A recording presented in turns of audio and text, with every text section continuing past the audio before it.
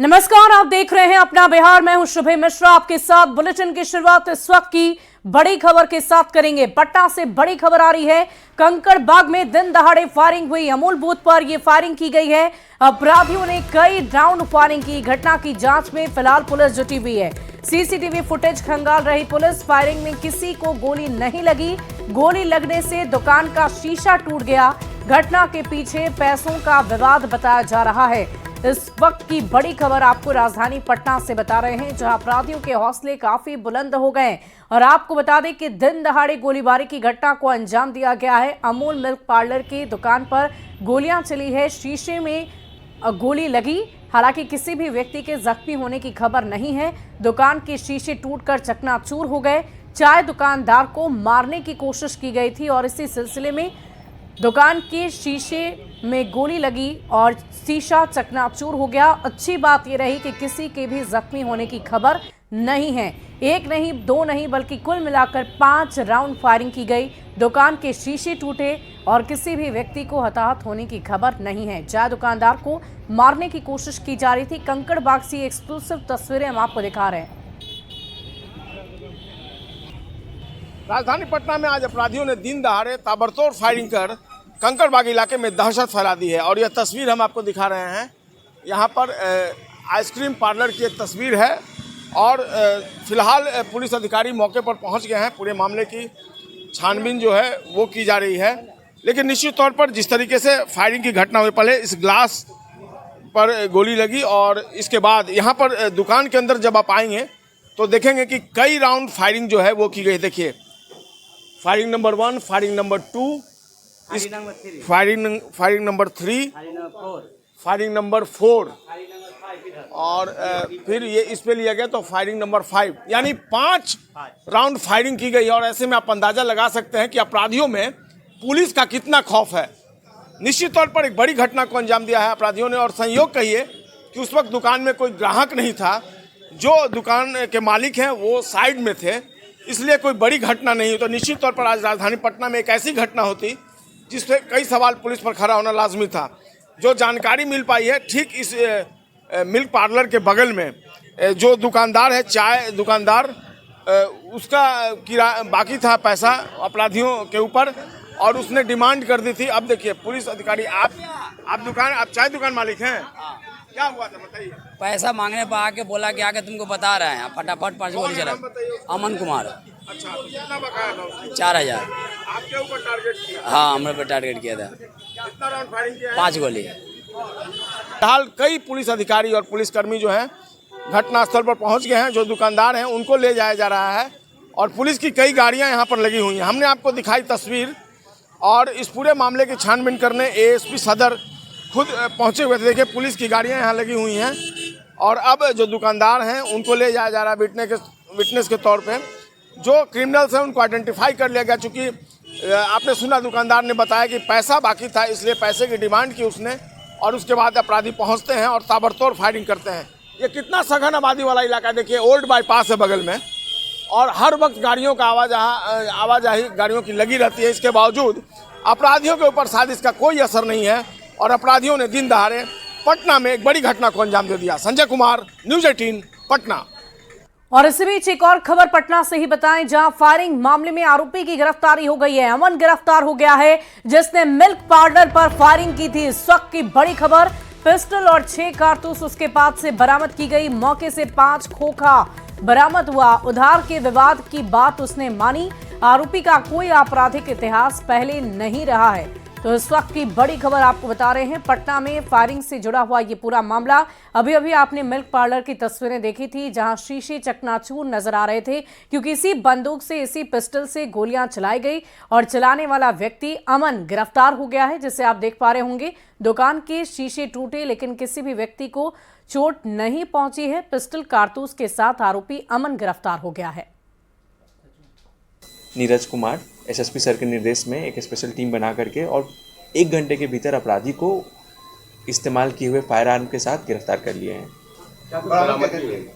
इसमें एक देसी पिस्तल और उसके साथ 6 लाइव राउंड, 5 स्पेन राउंड और 2 मैगजीन बरामद हुई है। पूछताछ में बताया कि ये पिस्टल कहाँ से लाया था? पूछताछ में इसके द्वारा बताया गया कि मैनपुरी में एक युवक से ये 50,000 रुपये में इसको खरीदा था। इसका कहना है कि इसको अपने जान का खतरा था, इसके लिए ये इसको अपने पास रखता था। और इसी बीच राजधानी पटना से एक और बड़ी खबर, डिप्टी सीएम विजय सिन्हा का बड़ा बयान सामने आया। बिहार में पेपर लीक पर उन्होंने बयान दिया है। पेपर लीक में आरजेडी के लोग शामिल। तेजस्वी के पीए प्रीतम का भी नाम आ चुका है। आज तक उस पर तेजस्वी यादव ने जवाब क्यों नहीं दिया? ये लोग बच्चों के भविष्य के साथ खेलते हैं।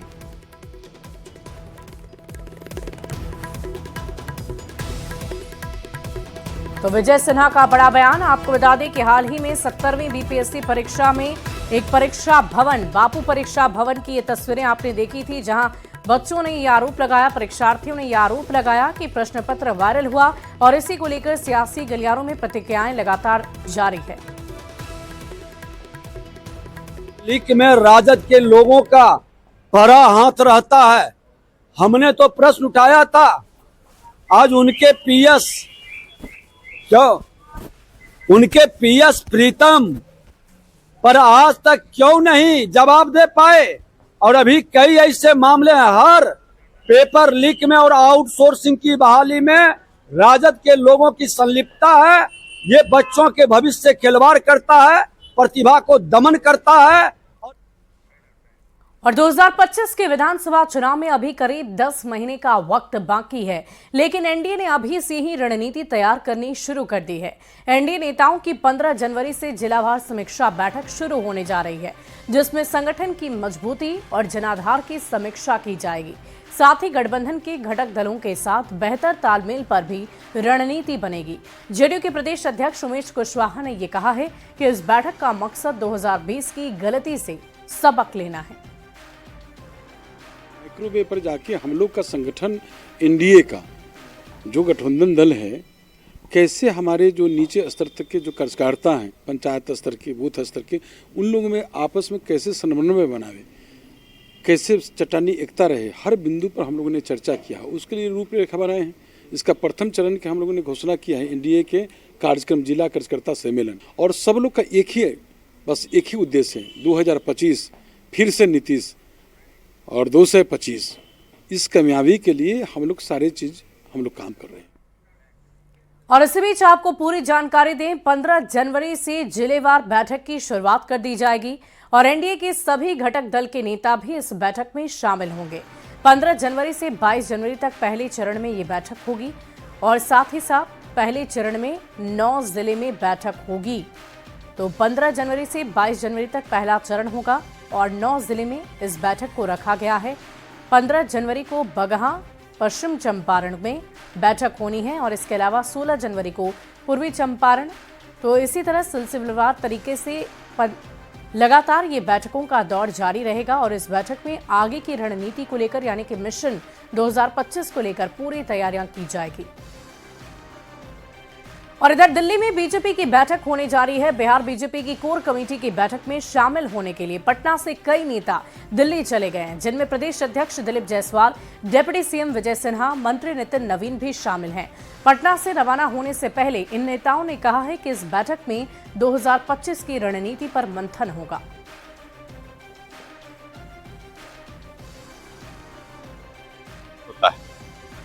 संजोग से अभी लोकसभा समाप्त हुआ है, तो हमारे कोर कमेटी के सभी सांसद और केंद्रीय मंत्री जो हैं वो दिल्ली में अभी हैं, मौजूद हैं। तो हम लोगों ने सोचा कि दिल्ली उपयुक्त रहेगा कि सभी सांसद भी, जो लोग कोर कमेटी के सदस्य हैं, केंद्रीय मंत्री, एक साथ शामिल हो जाएंगे।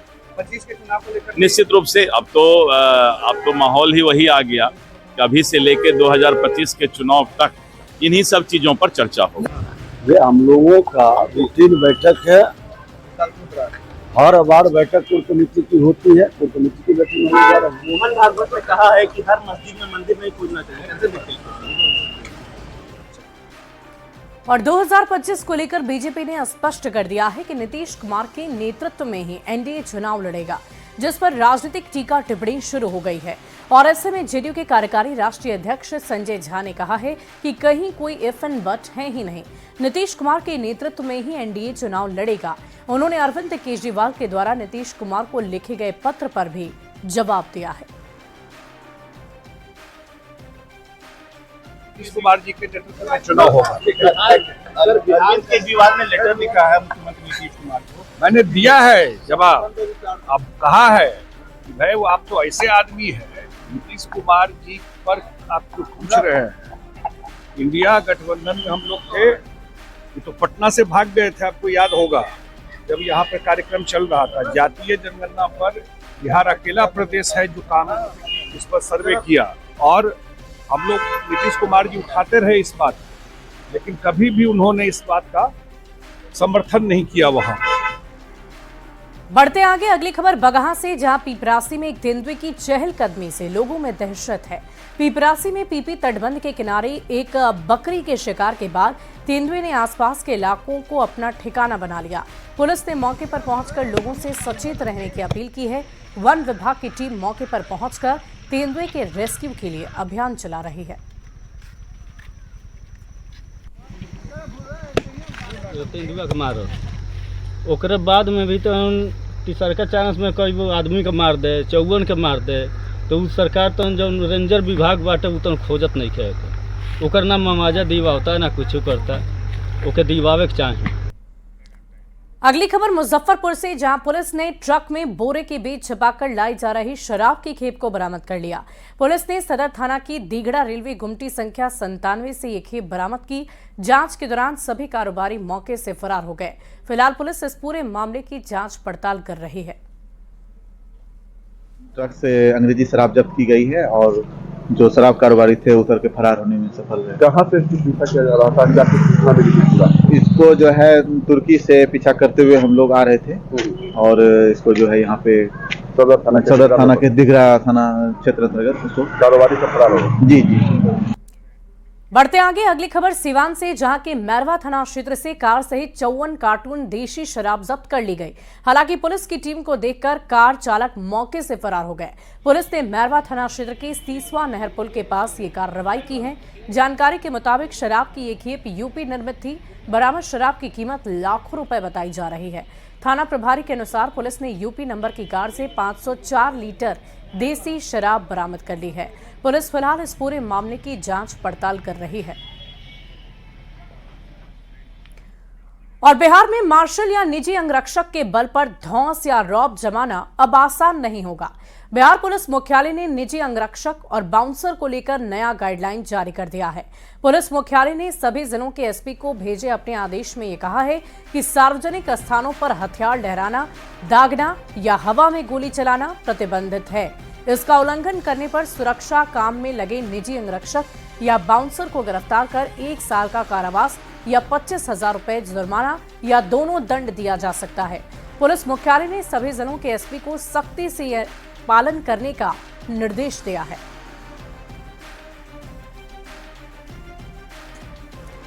और एक अच्छी खबर, निवेशकों की पसंद वाले राज्यों की श्रेणी में बिहार भी अब शामिल हो गया है। पटना में 2 दिन चले बिहार बिजनेस कनेक्ट कार्यक्रम में देश की कई नामी कंपनियों ने दिलचस्पी दिखाई और पहली बार बिहार में निवेश का नया रिकॉर्ड बन गया। बिहार में 1,80,000 करोड़ के निवेश पर MOU हुआ है। बिहार में 423 कंपनियां निवेश के लिए तैयार है, जिससे राज्य में करीब 6 लाख लोगों को रोजगार मिलेगा। बिहार में इंफ्रास्ट्रक्चर को ठीक करने की दिशा में सबसे ज्यादा निवेश हुआ है, जिसमें 142 कंपनियां निवेश करने को तैयार हो गई है। निवेशकों के लिए सबसे आकर्षक राज्य बनता जा रहा है और पिछले 2 दिनों में हुए बिहार में बिजनेस समिट में देश भर के निवेशकों ने जिस ढंग से बिहार की ओर आकर्षण दिखाया है और जितना निवेश किया है, यह बताता है कि बिहार की जो सुनहरी तस्वीर है और बिहार को लेकर के जो निवेशक हैं वो कैसे सोचते हैं। पिछले 2 दिनों में बिहार में लगभग 1,80,000 करोड़ के निवेश जो हैं वो आए हैं, जो अब तक का रिकॉर्ड है। आपको बता दूं कि मुख्यमंत्री नीतीश कुमार ने भी अपने संदेशों में कहा है कि जिस ढंग से बिहार में तस्वीर बदली है और इसके लिए जो माहौल तैयार हुआ है उसका ये नतीजा है कि इतने बड़े संख्या में जो निवेशक हैं वो बिहार पहुंच रहे हैं। लगभग 423 कंपनियां जो हैं वो बिहार पहुंच रही हैं और यहाँ पर वो अपने जो रोजगार हैं वो लगाएगी। और इसमें सबसे जो बड़ी बात यह है कि वहाँ पे लगभग 6 लाख नौकरियां जो हैं वो बिहार के लोगों को यहाँ पे मिल पाएगा। बता दो कि 142 कंपनियां जो हैं शहरी इंफ्रास्ट्रक्चर के क्षेत्र में, लगभग 5,500 कंपनियां 5,500 करोड़ जो है वो निवेश करेगी। फूड प्रोसेसिंग के क्षेत्र में जो है वो 70 कंपनी आ रही है और सबसे ज्यादा जो निवेश है अक्षय ऊर्जा में लगभग 90,000 करोड़ का इसमें निवेश जो है वो कर रही है। जो निवेशक हैं उसके लिए बिहार सरकार अलग से जो है वो लैंड बैंक बना रही है कि पटना में हो, हाजीपुर में हो, भागलपुर में हो, तमाम जगहों पर लैंड बैंक बनाई जा रही है ताकि जितने भी निवेशक हैं उन्हें जमीन उपलब्ध हो सके, उन्हें सारी सुविधाएं जो है वो मुहैया हो सके। कैमरा पर्सन सुबोध के साथ रवि एस नारायण, न्यूज 18 पटना। बढ़ते आगे अगली खबर भागलपुर से, जहां बिहार कृषि विश्वविद्यालय सबौर की स्थापना किसानों के हित के लिए की गई थी। किसानों को इससे काफी फायदा पहुंच रहा है, लेकिन खनिकता गांव के लोग कृषि विश्वविद्यालय से पानी खेतों में बहा दे रहे हैं, जिससे उपजाऊ जमीन में पिछले 6 साल से पानी भर चुका है, जिस कारण 500 एकड़ भूमि पर फसल नहीं हो पा रही है, जिस कारण किसान बेहद परेशान हैं। और इनका ये कहना है कि पानी को रोकने के लिए किसानों ने बांध भी बनाया, लेकिन कृषि विश्वविद्यालय की ओर से उसे काट दिया गया है, जिस कारण खेतों में लगातार पानी भरता रहता है और कोई फसल नहीं हो रही है। इस पूरी खबर को लेकर अधिक जानकारी दे रहे हैं न्यूज 18 संवाददाता आशीष रंजन। के खनकिता गांव में आप देख सकते हैं कि ये पूरा खेत है और पिछले 6 सालों से यहाँ पर अनाज नहीं उपज रहा है, क्योंकि यहाँ पर एग्रीकल्चर कॉलेज जो बगल में जो है उसका पानी जो है यहाँ पर लगातार बहते रहता है और जो खेत है वो पूरी तरह से बर्बाद हो चुका है।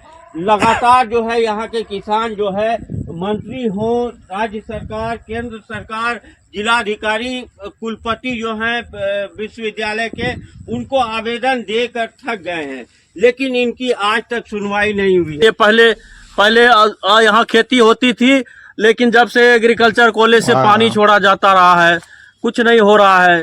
500 एकड़ से लोगों को जनता परेशान है, दुखी है, क्या करा जाए। पानी हमारे खेत में है, पूरे बिहार में करीब 600 एकड़ पड़ती है। आज 5-6 साल से एक दाना नहीं होता है और कम से कम भर ठौना पानी है। और इसके लिए मैं आपसे आग्रह करूंगा कि इसको मुख्यमंत्री, कृषि मंत्री, एग्रीकल्चर कॉलेज का पानी सारा यहाँ आता है, वो हमारे बांध को काट देता है, जबकि वो कहता है मेरी नदी है, उसको वो नीलाम करते हैं, डाक करते हैं और बांध को काट के हम लोग के कृषि को बर्बाद। समस्या हेतु सांसद, विधायक, डीएम, इवन कृषि मंत्री सबको आवेदन दिया है। पिछले 5 साल से हम लोग इस पर प्रयासरत है।